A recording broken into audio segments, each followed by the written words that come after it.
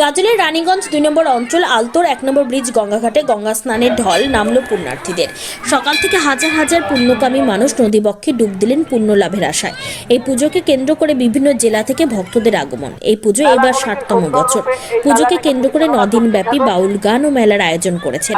এদিন উপস্থিত ছিলেন মালদা জেলার খাদ্য কর্মাধ্যক্ষ রীতা সিংহ, প্রাক্তন পঞ্চায়েত সমিতির সভাপতি রেজিনা পারভিন, পঞ্চায়েত সমিতির ভূমি ও ভূমি সংস্কারের কর্মাধ্যক্ষ দীপঙ্কর সরকার, রানীগঞ্জ ২ নম্বর অঞ্চলের প্রধান রানী বিশ্বাস।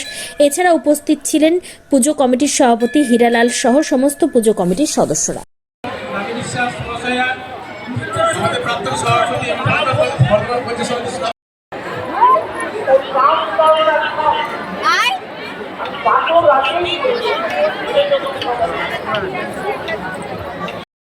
রানীগঞ্জ